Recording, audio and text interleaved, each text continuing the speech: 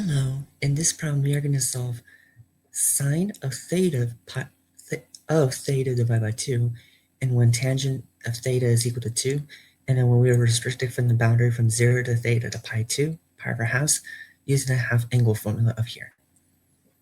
Now, I have written down the half angle formula right here, where sine of the theta divided by 2 is equal to plus or minus the square root of 1 minus cosine theta, all divided by 2. You can find this in your mathematics textbook or on the internet. In order to solve this problem, first we need to figure, the key here is figuring out what this cosine of theta is, okay? We need to know what this cosine of theta is. However, all the problem has just given us is just tangent theta. So how do we know what cosine theta is? Well, I drew a triangle here for you, and notice that this theta is within the boundaries of 0 to pi, is greater than 0, but it's less than pi over halves, because pi over halves in degrees is 90 degrees. So we know that tangent theta is equal to 2 over 1, or 2. Remember, tangent of theta is equal to the opposite over the adjacent.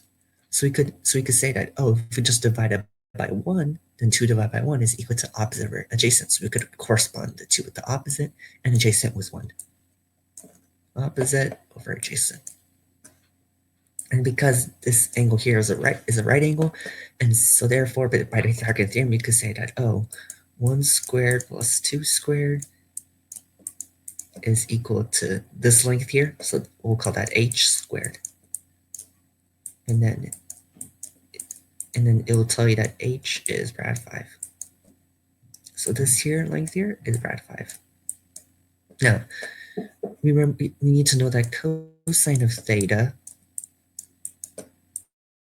is equal to adjacent over hypotenuse. So therefore, cosine of theta is equal to adjacent divided by hypotenuse. So it's 1 divided by rad 5. So therefore, and because this theta here is positive, and then a quadrant 1 sine of theta over 2 is positive, so we can ignore this minus here. So it's just square root of 1 minus 1 divided by rad 5 all over 2. And that's your answer. I hope that helped you. If you have any questions, comments, or concerns, please let me know, and all feedback is highly appreciated. Thank you.